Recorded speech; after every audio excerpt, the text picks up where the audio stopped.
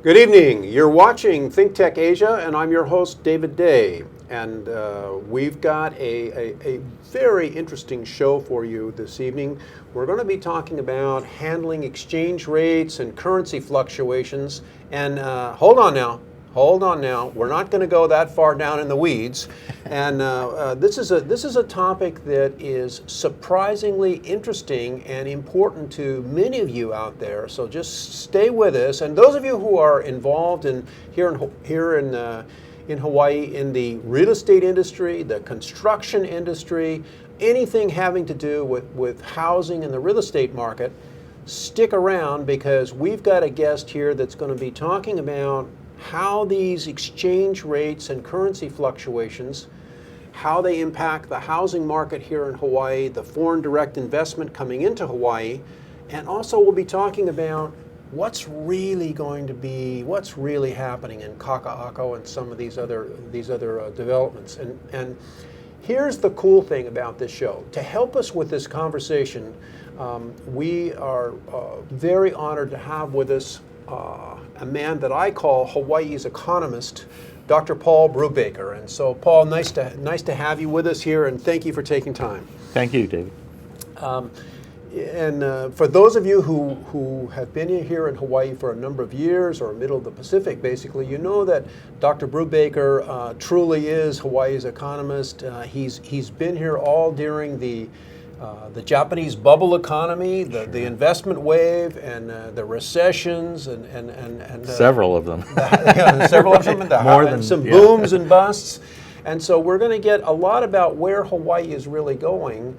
But in order for you to really appreciate, I think, that trend, we need to talk a little bit about this scary topic for the average person, and that's foreign exchange, currency fluctuation, exchange rates. So let's get started with the scary part first. Okay. And then it's sort of like, Paul,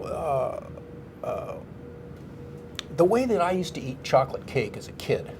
So the icing, no, not like that. No, the icing was the part that I liked the most. Oh yeah. And so what I would do is I would eat the plain part, the difficult part first. And so I'd leave the exciting part, the icing, till last. All right. And that's what we'll do with the show. We'll do the difficult, down in the weeds it's part first. It's not that first. difficult. Okay. Yeah. So let's talk first about. If you're watching the show, you picture what that looks like on a plate. You know, you got this just the outline of the icing with all the cake. But I promise you, the last 30 seconds of eating just the icing was pure ecstasy. You know. Okay. What an introduction for foreign exchange. Let's start right there to basic. So what is foreign exchange, and then what is a foreign exchange rate, Paul? So it's pretty simple. Different countries have different currencies. And those currencies exchange for one another because you can't use another country's currency in your country and vice versa. And which makes them, by the way, barter markets, the markets in which these exchange rates are determined. So unlike other things, you pay dollars for a Twinkie, and you sell me a Twinkie, I buy the Twinkie from you, and we actually exchange the currency. In international transactions, if you're from another country, you don't want my currency most of the time, right, and I don't want your currency. At least my currency won't go very far in your country and vice versa. So in order to facilitate a transaction, say, of Twinkies, right, we first have to go buy the other person's currency to buy the Twinkies. Or if you're willing to receive my currency in payment, then you need to exchange my currency for your currency. So at either end, in the middle of this transaction, one of us is going to have to exchange currencies. And so in that process, there's a valuation differential, or a translation, if you will. There's, literally each currency is priced in terms of another currency, and you can flip it over, if you will. So if a yen is trading at $100, if a yen is trading, this is why it's confusing. If a yen is trading at 100 yen per dollar, right, then that means the inverse, 1/100th, is the price of $1, right? 100 yen per dollar, no, price of the yen. So it's a barter market, right? Right. They're actually ratios of one to the other. Okay, now this topic of that we're talking about here, why is this important? Well, most of us live in a small open economy somewhere on the planet. I mean, in the case of Hawaii, we're in an economic union with a large open economy, the rest of the United States.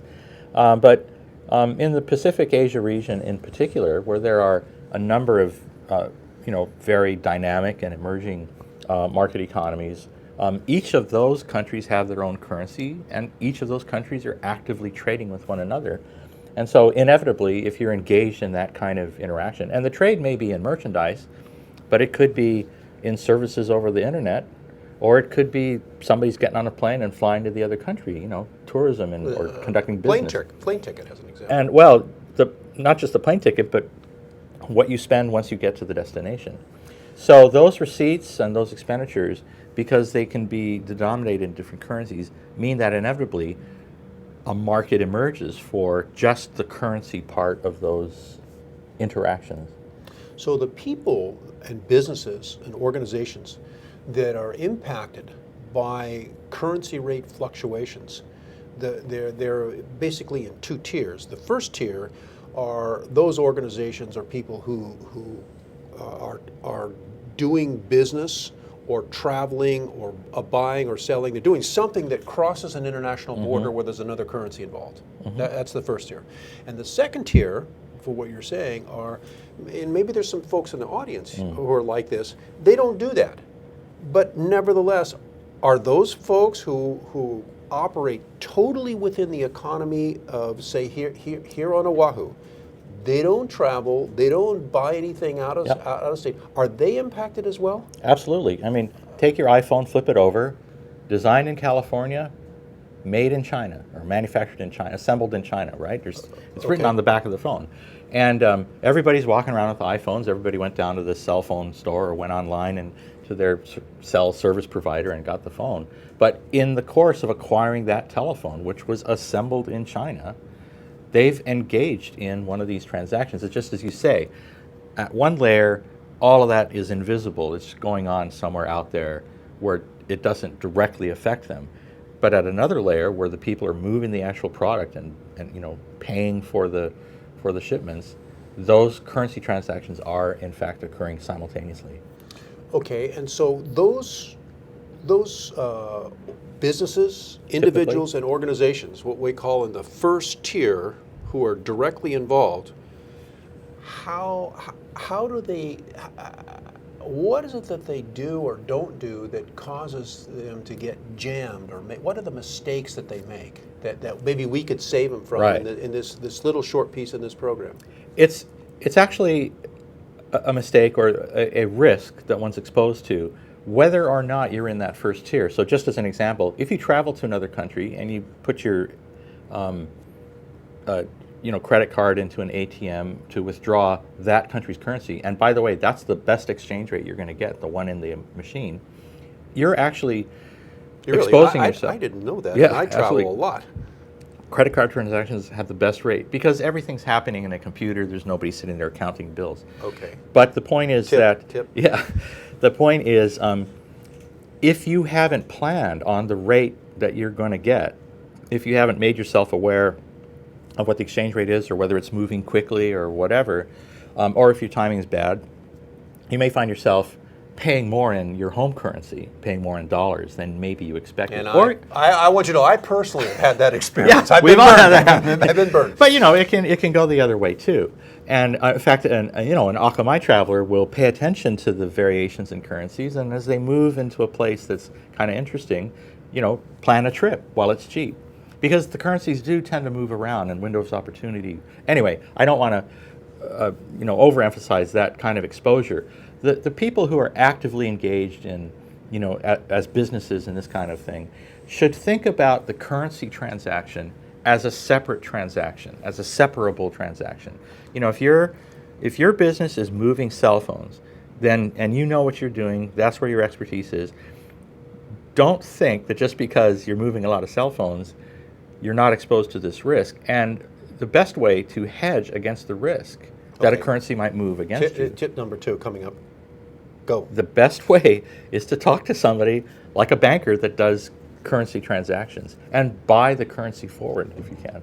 What do you mean buy it forward? So a lot of banks, the more sophisticated, internationally active banks, will have staff and departments in the institution that will contract with you to deliver currency in the future at a price that's agreed upon today. So just as you might enter into a contract, to ship a bunch of tablet computers, Okay. 90 days from now, you can arrange to have currency to close out that transaction, a foreign currency paid for or contracted at a price that's determined today. That way the price doesn't change. The price in the market might change, but the price you're exposed to, the price of the other currency, is locked in, and then you can do all your business math of whether you're profitable or not. So what happens very often is people enter into a contract to engage in some transaction, Right. take a trip, or ship a container from somewhere, Okay. and then they wait till that moment, and they wake up and they find out, oops, the exchange rate changed, and now it's costing me more than I thought it was going to when I entered into the transaction. It can go the other way, but the whole point is you can pretty much lock out that exposure to risk. If you don't, you're essentially speculating in currency markets. Without even planning, without You're- even knowing. Without you're even doing knowing it, you're actually taking on a separate source of risk. And for large corporate organizations that are moving a lot of product or moving a lot of money, this can be a large exposure, a large risk exposure. I mean, it can be material to the bottom line. So it's something we're thinking about.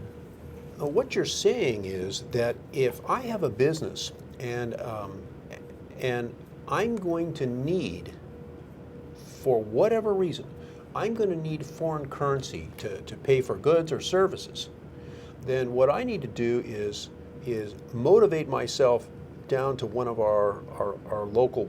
Call a banker. Call your banker. Call the banker. Call a couple. See have them make you an offer. I'll give you an example. I remember a client once who was a candy manufacturer here in Hawaii that was buying a very exotic German-made cellophane wrapping machine. Okay. So each of their So little follow this because this is important. Go each ahead. of their little cookies was going to go through this wrapper and come out at the other end. Okay. You know how everybody loves their individually wrapped cookies. Okay. Okay.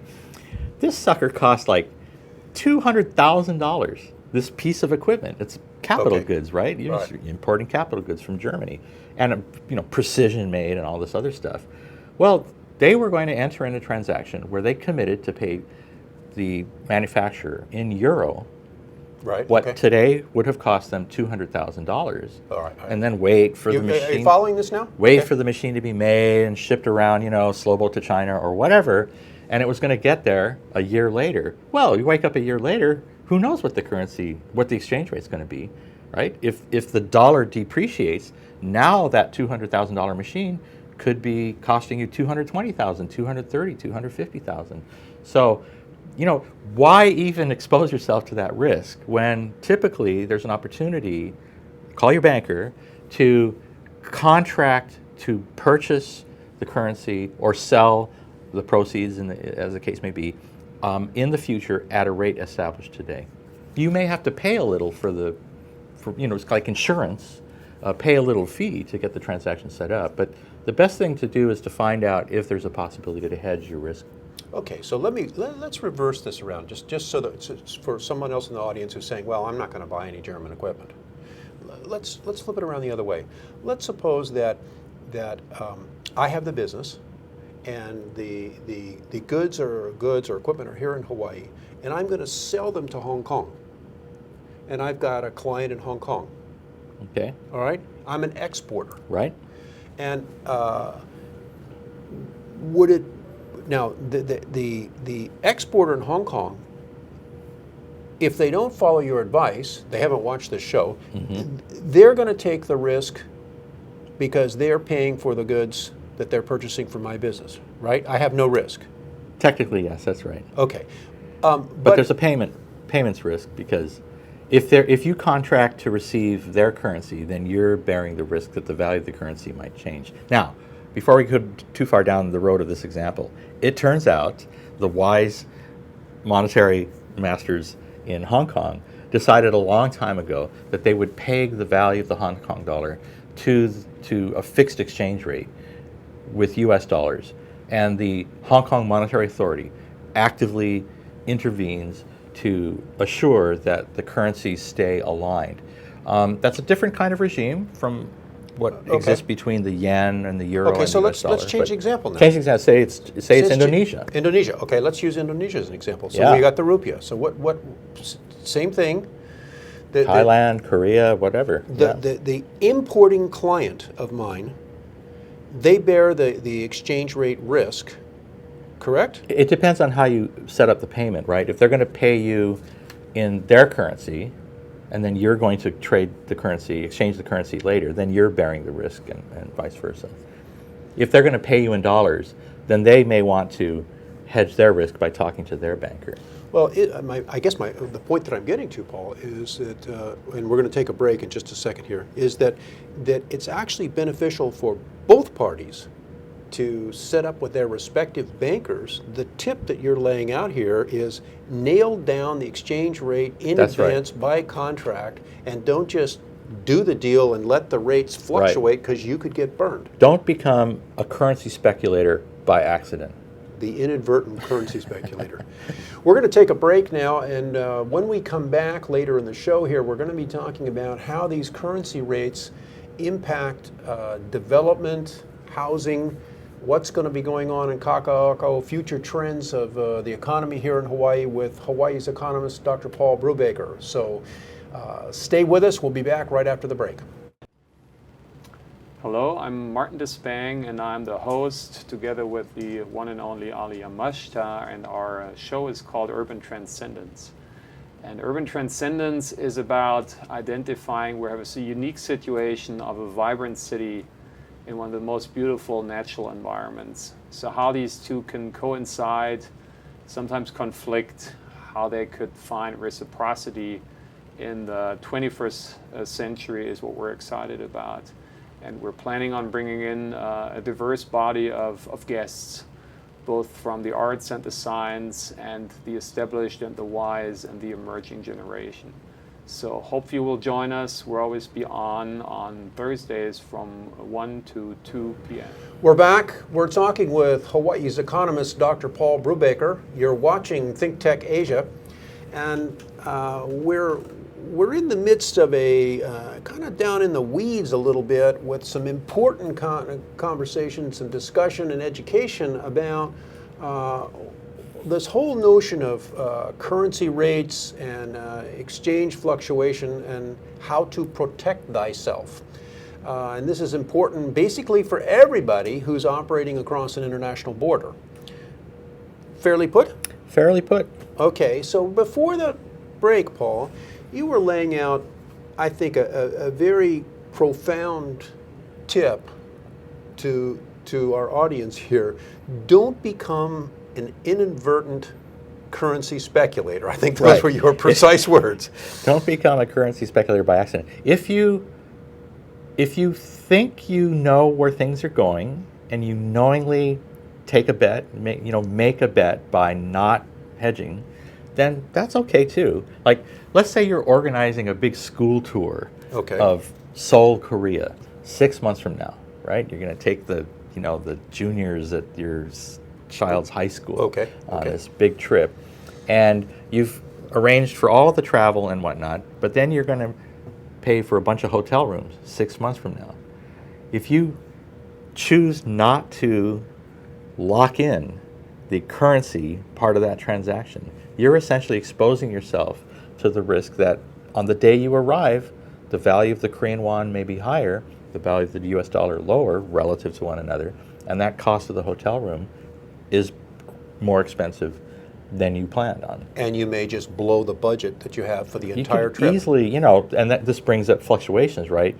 Ordinarily, in reasonably stable, economic times, currency fluctuations are relatively narrow in a narrow band. And in fact, many countries will try to manage the fluctuations in the currency's values to arrange that provides the stability that allows people to make plans and make decisions over time without exposing them to these risks. But the fact of the matter is things change, things happen, and you wake up one day. So we were talking before the break or during the break about East Asia in 1997. This was the collapse of the currency. One day in July, actually July 2nd, I think, 1997, the Bank of Thailand made an announcement that they could no longer support the exchange rate at 25 baht per dollar. And immediately it went to about 50 baht per dollar. So the value of the baht fell by half. The value of the dollar doubled. And anybody, there were a bunch of bankers that I was involved with in those days. They would That's borrow. when they were jumping off buildings. Right? Well, none of that happened in Thailand at the time, but you're thinking of 1929 on Wall Street. But yeah, if you had borrowed in U.S. dollars in order to make loans in Thailand in in Thai baht, then at 25 baht per dollar, you knew how much it was going to cost to pay back those loans in dollars. If all of a sudden you wake up the next day and it's 50 baht per dollar, now it's going to cost you twice as much. This guy's not going to pay you back twice as much because you got a contract with him in baht to pay you. So that's what blew up the banking system in that case. And interestingly, in addition to blowing up the banking system, you had, and Indonesia's a good example. I was working in Indonesia at the time. Not only did it blow up the banking system, the rupiah went through the roof just like the Thai baht did, but it blew up basically blew up the government. And we had this enormous rioting and killing in Indonesia. I mean, the whole civil society was shredded. This is really important to recognize that although we are talking about extreme events, we're talking about financial crisis, so it doesn't happen that often. Neither do hurricanes, so it's all good. When they do happen, the problem is that you and I are talking about importing some cell phones or going on a vacation in Korea. The whole country is exposed. Every consumer in the country is exposed to the risk that if the currency depreciates, everything they're purchasing from abroad becomes more expensive. And in the case of Thailand, twice as expensive as it used to be. At that time in Thailand, the current account deficit, the difference between the value of what they were importing relative to what they were exporting, was about 10% of GDP, 10% of all the country's output every year, and it had been 10% of GDP for about 10 years. Now, that may sound crazy, but no, they were importing capital goods, building factories, right? So they could assemble Mercedes-Benzes. But for that plan to work out, you have to turn from importing the capital goods to exporting the products. And what happened in the middle of that game, at halftime, the currency blew up. Which means you couldn't import. Well, you couldn't afford to import. Ironically, it means your exports become cheaper. So you know that there's a path out of the wilderness at the other end. You just have to get from the beginning of the crisis to the end of the crisis. And I know I was in Indonesia too, and I remember I would go out to these meetings and 13,000 rupiah per dollar. Remember that? Yeah. It was like crazy. It had been like 1,000 and then it was 13. I mean, I'm exaggerating, but it was just... No, because I remember some numbers that got up, squeaking up close to 16 at one point in time. I would go out, we would have our meetings, and then we would come back to the hotel and the gamelan bands were playing and it was cool, Javanese music. And I'd go up to my room and there on CNN, riots in Jakarta, burning buildings and people overturning cars and the Chinese merchants all running away to Singapore. And I'm like, where was that? I'm in Jakarta, right? Where is that happening? So it's this weird kind of thing where it gets crazy and then it gets amplified, right? The typical media channels, and then everybody's freaking out. Indonesia's problem, which is another thing that's really important when these events occur, Indonesia's government could not establish its credibility for the kinds of interventions that would lead them through that crisis to the other end. I mean, we all knew they just had to take it on the chin. And they actually they made some gestures that they were going to do what some of their lenders were asking, in particular the International Monetary Fund, and then they sort of reneged on those promises. So, not a good thing. Any kind of just a final word on this topic before we shift, Paul, here. Any other tips for our audience, folks out there who do business across an international border, goods or services, whether they are an exporter or an importer, having to do with protection or cautions Yeah. vis-a-vis exchange rates? You know, currency? most business people are aware of this. I think my experience as a recovering bank economist was, I was struck by how many times people who were aware that currency risk exposure is part of their ordinary business. You know, you're exposed to the risk that the price of oil will go up, and so does the cost of electricity. So I'm not talking about anything people don't know about. But I was always surprised at how few of them had actively sought out the possibility of hedging that risk by engaging in a transaction with the bank. And it might not be that they end up doing that. For example, let's go back to our vacation in Korea. You know, we may hedge our risk simply by buying a little Korean won today and holding on to it until that day. You know, maybe some fraction of what we think we'll spend, so that if the dollar goes up, you know, we're okay because we're going with dollars. But if the won goes up, then good thing I have a little won. So you don't have to get that sophisticated about it. But understanding your risk exposure and hedging are really important in any internationally active business. And the reverse, if you do not, then basically you're just you're nakedly exposed to whatever's going to happen. You become, as you put it earlier, an inadvertent currency speculator. You built your house in the floodplain Okay. without flood insurance. Okay. What? All right. All right, let's do this. Let's get set, and we'll take a short commercial break. But when we come back, and those of you who are out there who are realtors, who are involved in housing or the construction industry, hang in there now, because this is where this topic is going to get really hot for you. When we come back after the break, Paul, let's talk about you know, the short-term economic prediction that you've got for the Hawaii economy. Where are we going to go here? And then let's talk about how that fits in with all of these building permits and plans. You know, the 40 buildings in Kaka'ako. Sure. Where are we going to get people to fill those? Are we going into another bubble economy? And then let's bring back into that conversation this whole notion of exchange rates and currency fluctuation, and we'll bring it together for our audience as we come back. Fair enough? All right, stay with us, ladies and gentlemen. You're watching ThinkTech Asia. We'll be back after the break. I'm Jay Fidel. That's Sharon Moriwaki of the Hawaii Energy Policy Forum.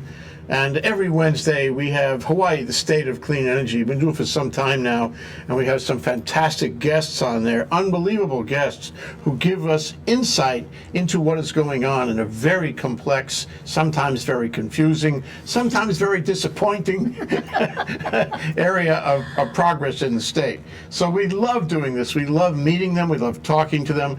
We love having their ideas out on the table. So maybe, just maybe, we can all make some sense of what's going on. Sharon, what do you think? I think that's absolutely correct. We enjoy ourselves meeting with all these people and hearing about the energy and the state of clean energy, and hopefully we advance clean energy for the state. So it's terrific. Join us. Okay, it's every Wednesday. Okay, Wednesday is Energy Day. Every Wednesday, 4 to 5 p.m. Hawaii, the State of Clean Energy, here on ThinkTech Hawaii. We'll see you there.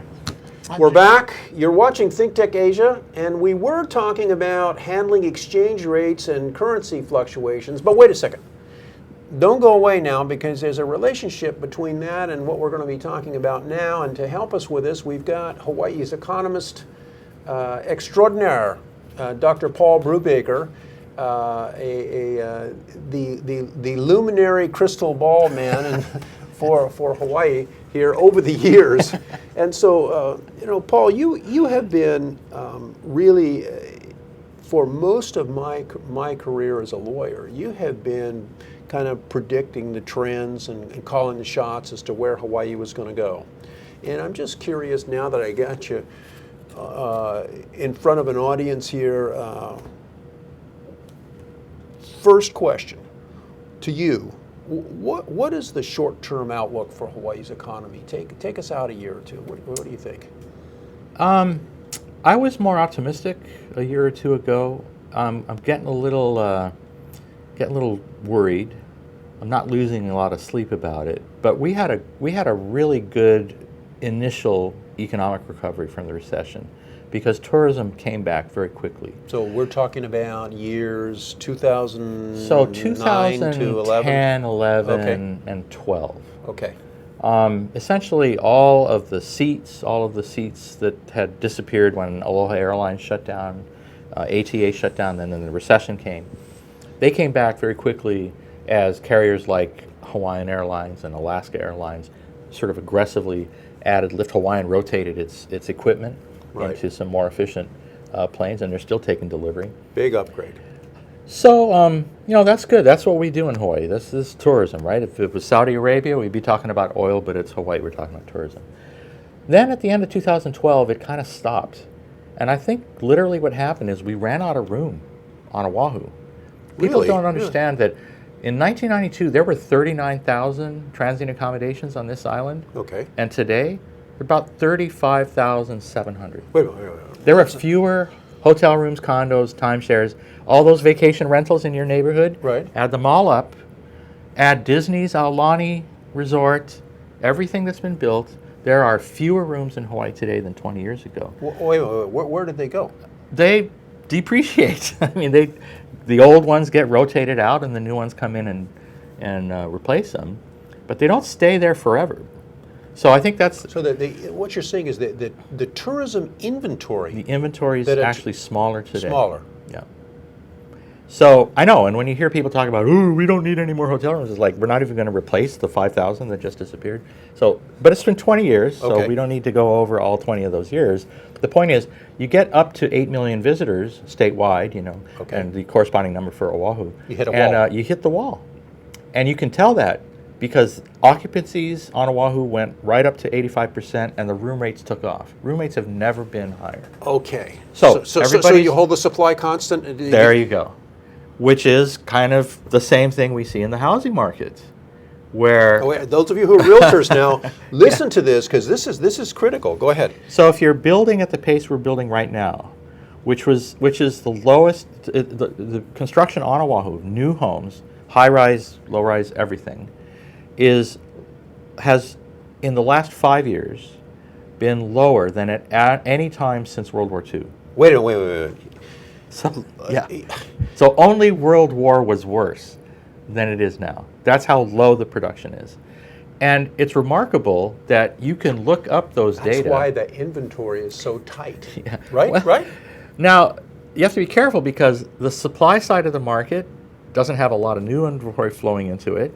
There isn't a big surge of people listing their homes for sale because on the demand side of the market, that investor sort of psychology hasn't really pushed out as aggressively, as robustly, as I think some of us were expecting anyway a couple of years ago. So we're sort of at midpoint of the expansion, tourism-led recovery that's supposed to transition into a construction and investment-led second half, Okay. and it's still halftime. We're still sort of waiting for the second half to really kick in. Well, wait a minute now. What about this? What I've heard of that this enormous building boom in Kaka'ako. These Yeah. 40 towers. You've got General Growth, which I know. is Hughes Corporation, Kamehameha Estate, Campbell Estate. 40 condominium towers. Isn't that going to flood the market? I don't know what parallel universe these people are living in. The people that go down to the Capitol with their red T-shirts, stop development in Kaka'ako.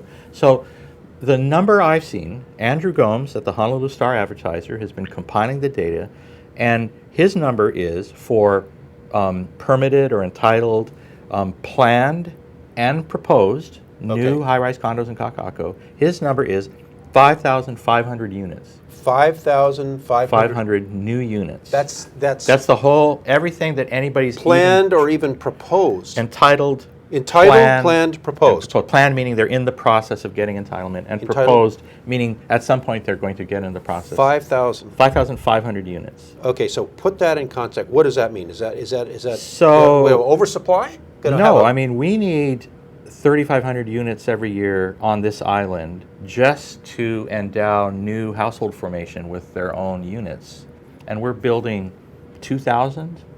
The average from 1950 to 1975, so for a quarter century, after World War II, the average was 8,000 units per year. 8? And the all-time high is 14,000, nearly 14,000, 13,000, 14,000 units per year. Realtors, are you following this? So 5,500 units is not only is it nowhere near a glut, it's not enough to prevent an acceleration of home prices if investor demand starts to, inflate, which hasn't happened. As I say, that the investors are kind of holding back. What are they waiting for? I'm not sure. Because I'll tell you what, I think a lot of the global capital is going to places in the region that are a lot more interesting than Honolulu. For instance? All up and down East Asia. I mean, any urban, Asian market today at the beginning of the 21st century, from a strategic standpoint, is probably a better long-term bet. But it ain't Hawaii. So the question is, when does that sort of idiosyncratic thing that we have, I mean, whatever we have, so we're not the only tropical metropolitan area on the planet, right? If you're just talking about Honolulu. I mean, all over Asia there are tropical cities that are as exciting, but there's something about, the mix, the cultural heritage and origins of this place, the geospatial. I mean, it's weird. We get trade winds and Guam doesn't. We get trade winds and Manila doesn't. So, et cetera, et cetera. That's always been attractive to people from other places. And each of these investment cycles has been attractive to offshore investors. The link, by the way, to exchange rates is, at the end of the day, even though 100 years ago it was true, currency values were dominated by the amount of merchandise flowing between countries. Today, currency values are determined by the flows of capital across, national boundaries, so to speak. What does that have to do with construction here? For Hawaii, that means people investing in residential real estate and commercial real estate. Some of that involves new construction, some of that involves acquisition of existing structures. And typically in a real estate upswing, like the one we had in the early 2000s, where a lot of capital from the West Coast came to Hawaii, or like the one you referred to earlier in the 1980s, where the capital was coming from Japan, or like the one people seem to think might be out there in the late 20-teens or 2020s, where other Asian markets, maybe China, are a source of the capital inflows. This cycle presumably will move into a phase where the same character we've seen in the past is reflected in the velocity of the transactions activity and the prices and the pace at which prices are rising. But it hasn't happened yet. Well, let me walk back through pieces of this to make sure that I understand this. The number that I have heard constantly of 40 new towers, is that just pie in the sky, or you've given the number 5,500, and that doesn't fit with 40 towers. Well, it's not that much more, but so my number, Andrew Gomes, Honolulu Star Advertiser. Every time I'm curious what the number is, I email Andrew and I get his number because he's following the story for the newspaper. 40 towers. So you say, I'm not saying it's wrong. Are they 200 unit towers? Are they 300 unit towers? That would sort of be the neighborhood. So if it was 200 units, that's 8,000 units, which is what we built every year from 1950 to 1975. And if it's 300 units in 40 buildings, that would be 12,000 units, which would, be 3 or 4 years of supply for Oahu. So, I mean, the babies were already born. That's right. They're growing up, getting married, getting divorced, whatever.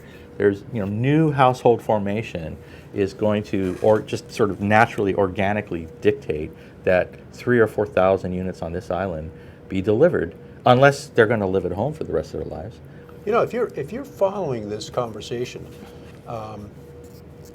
concentrate on this next question I'm going to ask Dr. Brewbaker, because I think what the people of the island here, the state, as they're listening to you, Paul, what they must be thinking is, now wait a second, Dr. Brewbaker is talking about a housing demand necessary for the island of Oahu just to basically flatline. Yeah. In other words, to meet the current growth of the existing population, and that is, what, 3,500 units Per year. per year. Right. And this 5,500 number of permitted, proposed, and planned from Andrew Gomes is Just for Kakako. So we're, the high rise, the most likely high rise part of the urban core of Honolulu. They can be built elsewhere as well. okay, but does that include like the large Castle and Cook? Yeah, Coral sure. I mean, Ridge? Coral Ridge is 3,500 units, but that's to be built over the next 10 years. Ho'opili is 10,000 units, which will be built over 20 years. But they haven't even gotten entitlement from the city, so I'm not sure when they're going to start. Okay, but Or if. what I'm hearing is that if you package all this together and then you look at the number of years that it's taking because of regulation, Yeah. and we have this geographic constraints on Right. construction, Yeah. and they are what, for our audience? Steep slopes and water bodies. Okay, so okay, it's The real mountains, simple. the mountains and the ocean. That pretty much covers okay, and so it. it limits where you can Yeah. build, and you take this total number Yeah. that this building permitting new construction that's coming up Yeah.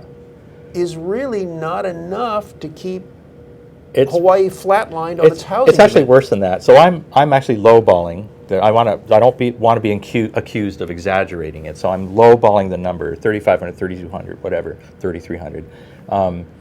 Right? It's 1 million people. So 1%. If you have a 1% population growth rate, let's say you have a 0.7% population growth rate, and that's 7,000 new people every year. Well, when they grow up, 7,000, they all marry each other. There's your 3,500 units. So it's pretty simple math. But how you get there in a political environment where it's difficult to acquire entitlement, where there's, the politics of NIMBY is at work here, is more problematic in an island economy, an urban island economy like ours, where those geographic constraints are also binding and where the regulatory barriers therefore compound the restrictions on supply.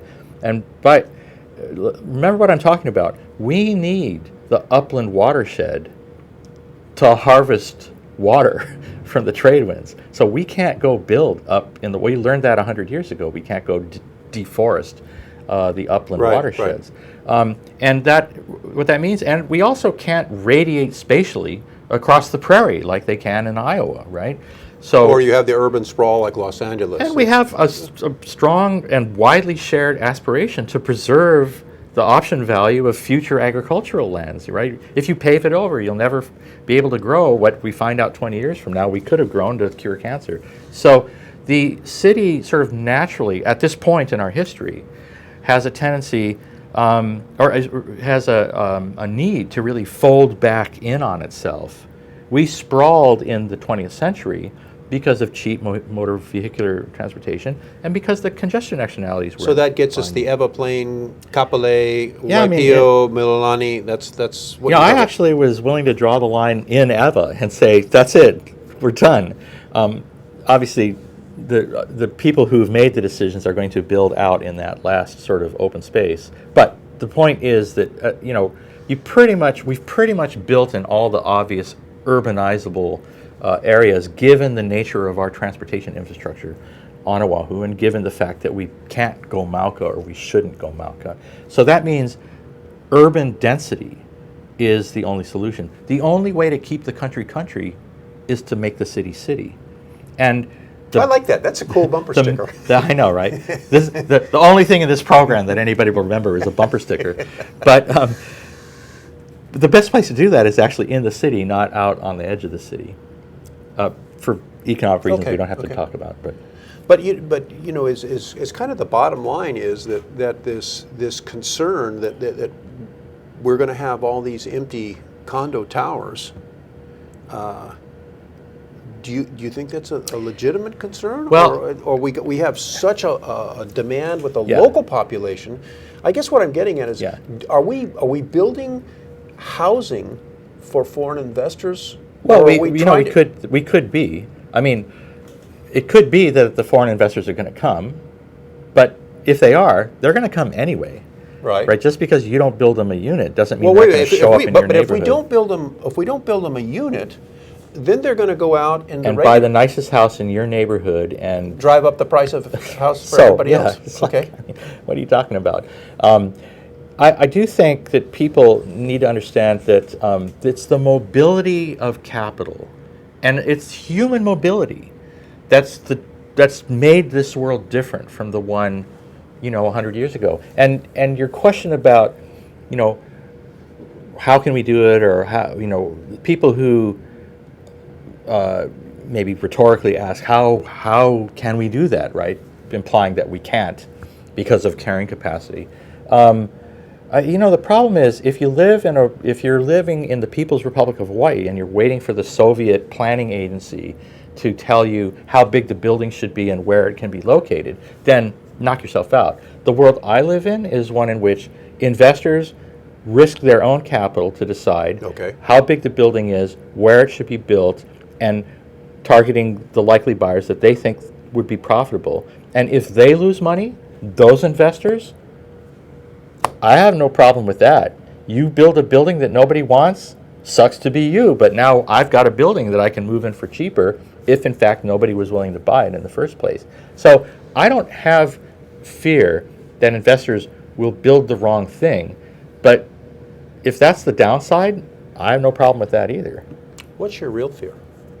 Oh, my fear is that the capital won't show up. My fear is that, like many of the Asian countries in the midst of the financial crisis of 1997-98, where the jurisdictions had lost their credibility as hosts for offshore investment, or had lost their credibility as managers of macroeconomic stabilization policy, my fear is that people will look at Hawaii and go, Hawaii, that's the place where you don't have inter-island ferries, right? Your islands, but it's illegal to have boats. That island? So it's, the reputation part of what we're talking about is sort of something, it's a place we've arrived now in the early 21st century that I'm a little concerned about. Just recently, Forbes magazine came out with a listing that showed that Hawaii was the #1 location in the United States, the worst to do business, and with a cost of living at 157% of what it was U.S. mainland national. How does that play into your fear? So, well, every chamber of commerce thinks its place is the worst place to do business. So Forbes is just kind of doing that on steroids. But I will say this, there's no question it's more expensive here than a lot of places. Now, we can go find places that are more expensive than Honolulu. I'm pretty sure Manhattan's more expensive. I'm pretty sure Shanghai is. In fact, if I make the list and it's maybe 5 or 10 cities, they're probably the coolest cities on the planet. And what that tells you is, if you're in a really attractive place to live, it ain't going to be cheap. Being expensive is how we keep the peasants out, so to speak. And if we stay here, it's something we have to reckon with, just as somebody in Midtown Manhattan or somebody in Shanghai has to. Now, it's problematic for business, absolutely, no question about it. And what it forces businesses to do is to be really aggressive in pursuing, the most productive technologies, the most productive human capital, right? It kind of forces you to move up the food chain in terms of knowledge-based industry and human capital. It actually really raises the bar for the performance of a Hawaii business. Well, and look, Hawaii is competing with Shanghai and Midtown Manhattan and Tokyo, right, for the same talent pool and so on and so forth. It's regrettable that we, in some ways, that we can't go back 50 years to when the tallest building on the island was Aloha Tower, but we can't. I understand. And so, again, this is one of these things I don't lose a lot of sleep about, but I'll concede, it ain't cheap, and it's never going to be. Paul, I think that this conversation you and I have had this evening has been of enormous value to not only to me personally, but to our audience here. And I want to thank you on behalf of ThinkTech. It's a delight to have you with us. We'll have you back again. Good fun, yeah. And ladies and gentlemen, this was Hawaii's economist, Dr. Paul Brewbaker. You've been watching ThinkTech Asia. I'm David Day. Good night.